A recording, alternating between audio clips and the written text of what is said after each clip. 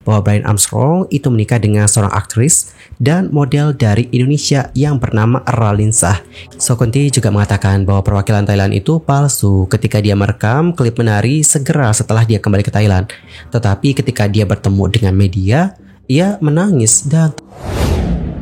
Hola everyone, I'm Sokim. Selamat datang ya ke channel YouTube aku. By the way, yang lagi nonton, gimana nih kabarnya hari ini? Apakah dalam kondisi yang baik-baik saja atau sebaliknya nih, lagi dalam kondisi enggak baik-baik aja ya guys? Apapun yang terjadi, kalian gak boleh menyerah ya. Ayolah semangat. Fighting! Anyway, dalam video kali ini kita bakal bahas tentang beberapa topik yang lagi rame banget nih guys diperbincangkan di kalangan para netizen. Dan aku juga udah taruhin time maps ya supaya kalian juga mudah untuk langsung ke topik yang pengen kalian lihat. Dan tanpa banyak basa-basi lagi, langsung aja yuk kita mulai dari topik pertama. Di topik pertama kita bakal bahas tentang Raline Shah yang belum lama ini membuat publik khususnya netizen Indonesia menjadi heboh banget dan juga kaget nih guys. Karena Raline itu diisukan sempat menikah dengan seorang pengusaha miliarder dari Amerika Serikat. Dan yang lebih membuat netizen menjadi kaget adalah mereka dikabarkan bercerai. Waduh. Terus gimana nih cerita lengkapnya? Emang benar Raline Shah menikah dengan pengusaha tersebut? Yuk mari kita kulik bareng-bareng. Untuk pertama mungkin kita kenalan dulu ya dengan sosok pria yang diisukan sempat menikah dengan artis dari Indonesia tersebut. Adapun untuk pria itu bernama Brian Armstrong. Who is Brian Armstrong? Nah guys, untuk informasi, Brian Armstrong yang lahir di California pada tanggal 25 Januari tahun 1983 ini adalah seorang pengusaha. Dilansir dari Tempo.co, pria yang berusia 41 tahun ini adalah tokoh berpengaruh, eksekutif bisnis, investor, dan pengusaha miliarder dalam industri kripto. Selain itu nih, dia adalah seorang CEO Coinbase Global yang merupakan bursa mata uang kripto terbesar di Amerika Serikat. Amazing. Dan kalian tahu nggak berapa kekayaannya? Saat ini kekayaannya adalah 7,3 miliar US dollar. Dan dengan kekayaannya sebanyak itu nggak heran sih kalau dia masuk ke dalam daftar orang terkaya di dunia ke-414 versi Forbes Real-Time Billionaire per Kamis tanggal 10 Oktober 2024. By the way, agak sulit banget ya nyebutin di sana.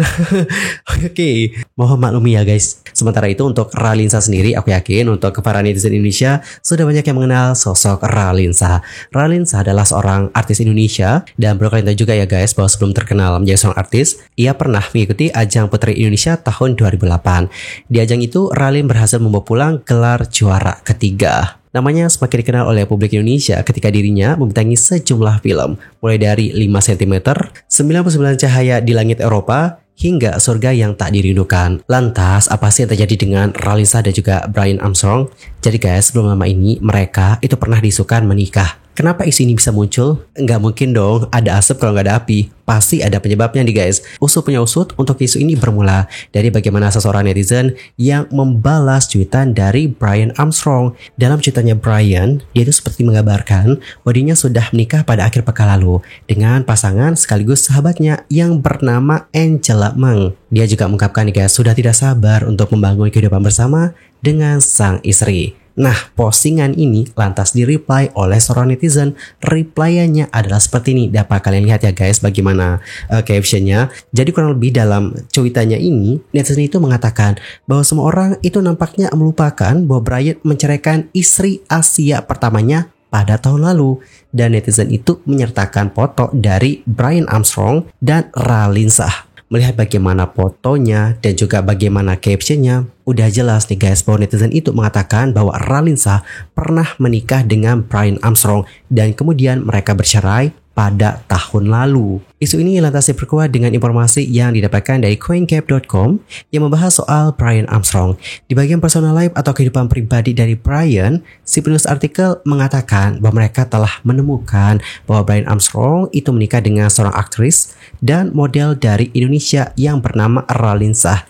Yang mana Raline Shah disebutkan memulai karirnya sebagai model, lalu setelah itu beralih menjadi aktris, bahkan mulai bekerja dengan film-film internasional. Namun, dikarenakan sifat mereka yang gak mau kehidupan pribadi mereka diketahui oleh publik atau menjadi konsumsi publik, baik Brian Armstrong dan juga Raline Shah merahasiakan detail pernikahan mereka. Dalam situs itu juga disebutkan bahwa untuk informasi ini belum dikonfirmasi secara resmi oleh Brian Armstrong. Alright, jadi seperti itulah bagaimana informasi yang beredar nih guys. Dan pada akhirnya netizen pun kaget bukan main dong, karena selama ini mereka nggak pernah tuh dengar rumor bahwa Raline Shah dekat sama Brian Armstrong, dan bahkan nggak tercium informasi bahwa Raline Shah menikah dengan someone, nggak ada. Bahkan yang lebih buat kagetnya adalah mereka juga dikabarkan bercerai. Lantas, apakah benar informasi tersebut? Nah teman-teman, untuk hal ini nampaknya enggak benar. Sebab dalam cuitannya ya, Brian Armstrong itu seperti membantah bahwa dirinya pernah menikah sebelum pernikahannya bersama dengan Angela Meng. Dalam cuitannya, Brian menuliskan, melihat beberapa informasi yang salah di luar sana, saya belum pernah menikah sebelumnya, tapi terima kasih atas minat Anda. Oke, jadi seperti itulah bagaimana isi cuitan dari Brian Armstrong. Selain itu, Raline Shah juga sudah mengunggah bagaimana potret dirinya bersama dengan Brian Armstrong. Yang mana dalam unggahan itu dia menyatakan caption nih guys. Dan captionnya menjelaskan bahwa mereka hanyalah berteman saja, tidak seperti yang diberitakan. Lebih lanjut, Raline Shah mengatakan, selamat buat teman saya Brian Armstrong dalam menempuh hidup baru. Sewaktu saya berdomisili di Amerika, banyak pelajaran yang saya kutip dari kerja kerasnya di dunia teknologi. Ini merupakan pernikahan pertama buat dia dan Angela Meng. Semoga langgeng terus ya. Oke, jadi sekarang udah jelas bahwa mereka itu hanyalah berteman. Dan gimana nih guys pendapat kalian akan isu yang satu ini? Antar komen ya di kolom komentar. Dan sekarang kita akan move ke informasi yang berikutnya. By the way, sebelum itu guys, mohon ya kasih aku waktu 1 menit aja untuk jualan. Jadi aku tuh kayak ngikutin program affiliate-nya YouTube. Jadi kayak afiliator gitu guys. Dan disclaimer ya, semua produk ini itu aku pakai, gak di-endorse sama sekali. Dan of course aku beli pakai uang sendiri. Gak semua sih, ada satu yang dibeliin oleh ibuku. Alright, kita mulai dulu dari face care. Untuk serum aku pakai ini. Ini untuk malam, ini pagi.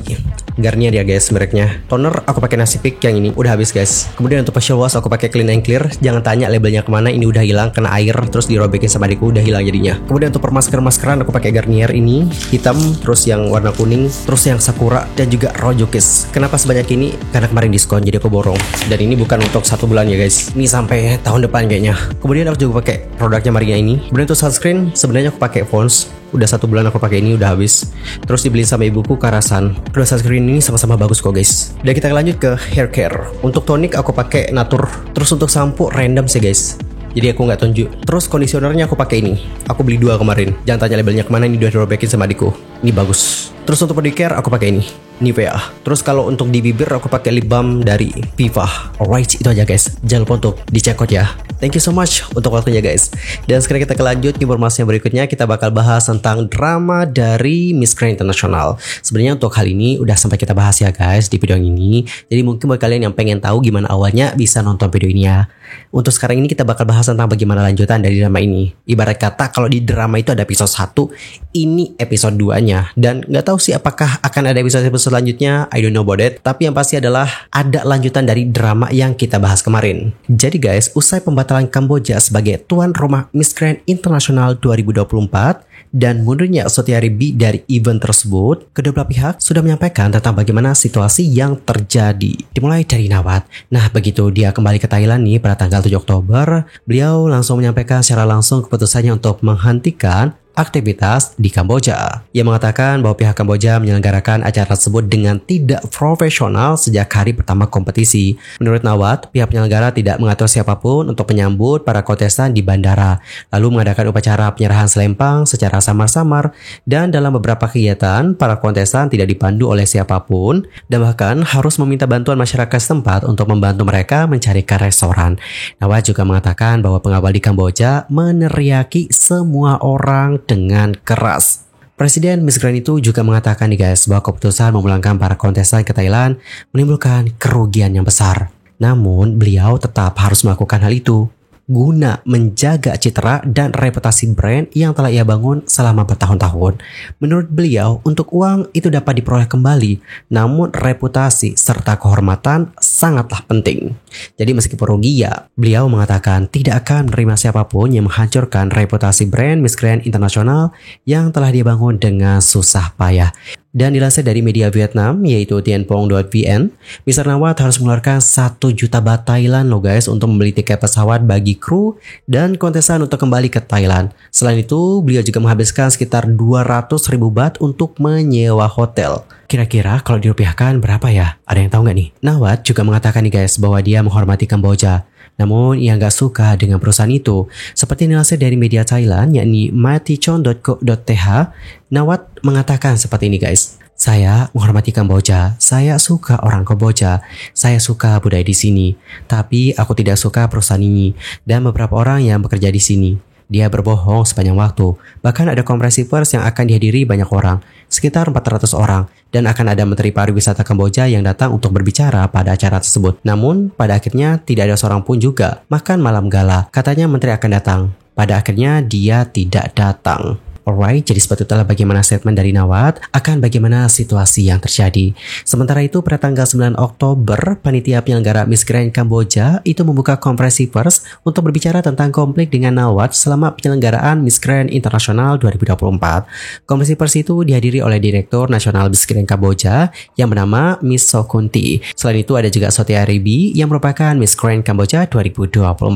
Acara yang berdurasi hampir 3 jam ini disiarkan langsung di homepage Miss Grand Kamboja. Sokunti sendiri membenarkan nih guys bahwa kejadian di kapal pada malam tanggal 6 Oktober itu adalah atas permintaannya Nawat. Dia juga mengatakan bahwa dirinya telah mengatur tempat lain. Tetapi Nawat tetap bersikeras untuk naik perahu dan mengkritik tim Kamboja dikarenakan tidak mempersiapkannya dengan matang. Selain Sokunti, karyawan di organisasi Miss Grand Kamboja juga mengkritik Mr. Nawat karena ia menganggap beliau bersikap otoriter. Sokunti juga mengkritik perwakilan Thailand yang bernama Malin Charaanan dikarenakan menangis di bandara Thailand ketika berbicara tentang kebisingan saat berpartisipasi dalam kontes Miss Grand International 2024 di Kamboja. Dia yakin bahwa Malin Charaanan berbohong kepada media tentang kejadian di kapal itu. Sokunti juga mengatakan bahwa perwakilan Thailand itu palsu ketika dia merekam klip menari segera setelah dia kembali ke Thailand.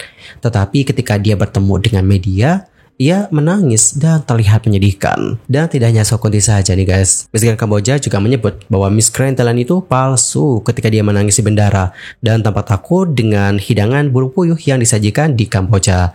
Menurut Sotia Ribi, hidangan ini sangatlah populer di Thailand dan merupakan hidangan bergizi sehingga Malin Charaanan pasti mengetahuinya dengan baik. Selama konferensi pers, Sotia Ribi juga mengumumkan nih guys bahwa dirinya akan menyerahkan gelar Miss Grand dan kontes di Thailand setelah Nawat mencabut hak tuan rumah Kamboja.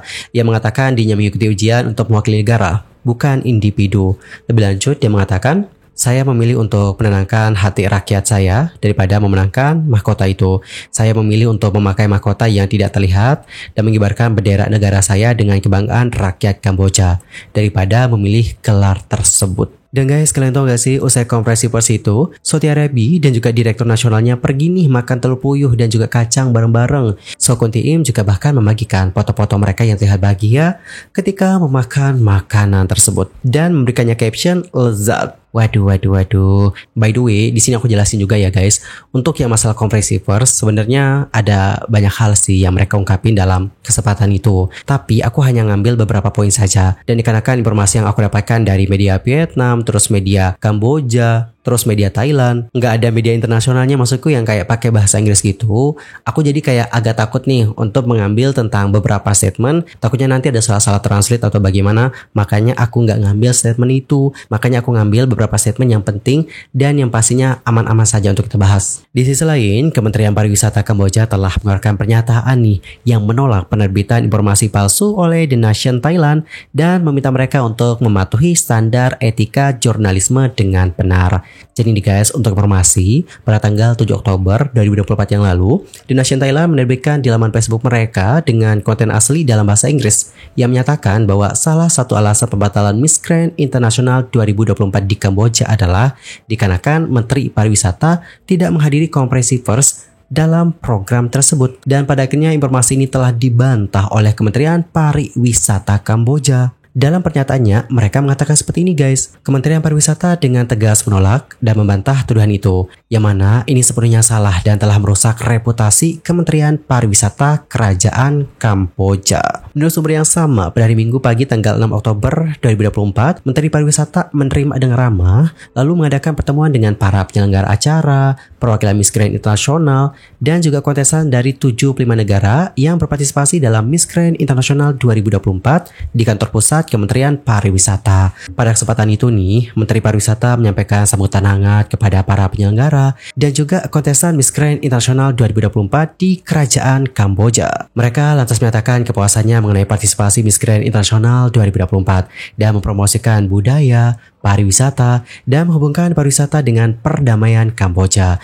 Selain itu, Kementerian Pariwisata juga memfasilitasi dan memberikan dukungan bekerjasama dengan berbagai kementerian dan juga lembaga terkait mengenai masalah prosedur masuk dan juga keluar ke Kerajaan Kamboja dan kunjungan ke objek wisata. Menteri Pariwisata juga katanya tidak pernah berjanji untuk menghadiri konferensi pers atau acara lainnya di luar pertemuan pada tanggal 6 Oktober 2024 dengan penyelenggara dan juga kontestan Miss Grand International 2024 di kantor Kementerian Pariwisata. Mereka lantas menutup statement tersebut dengan mengatakan Kementerian Pariwisata meminta The Nation Thailand untuk memperbaiki dan menghentikan penyebaran informasi palsu di atas serta memenuhi standar etika jurnalisme dengan benar.